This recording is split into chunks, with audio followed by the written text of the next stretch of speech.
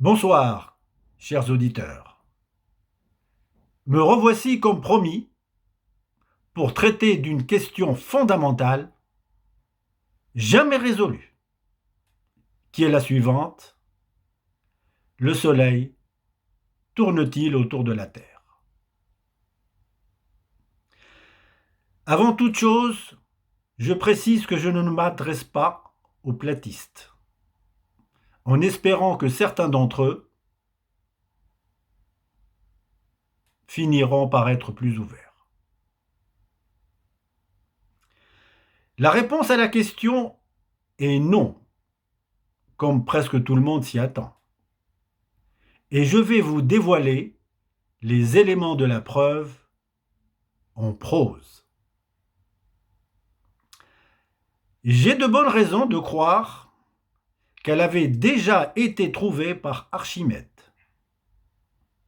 mais repoussée puis étouffée par les autorités grecques de l'époque.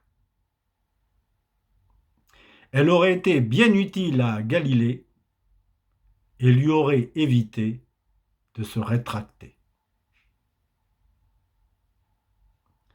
Voici la preuve partielle, mais pas difficile à compléter. Elle utilise un raisonnement par l'absurde. Petit a. Si le Soleil tournait vraiment autour de la Terre, on verrait que sa vitesse angulaire autour d'elle devrait être un multiple entier de celle du Soleil. Ce multiple serait forcément lui-même un multiple de 4. Petit b.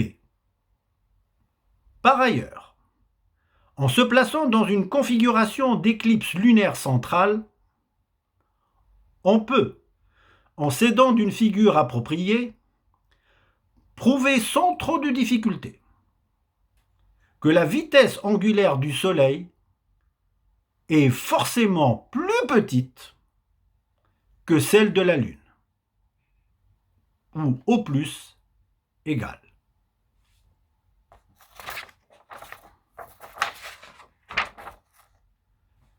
Ceci est en contradiction avec ce qui précède, au petit a. Le Soleil ne peut donc pas tourner autour de la Terre.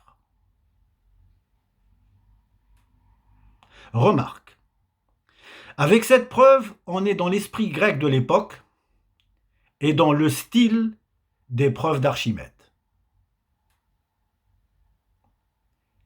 Merci pour votre attention et à très bientôt dans les commentaires et dans la prochaine vidéo, dans laquelle je vous révélerai le secret de la planète X.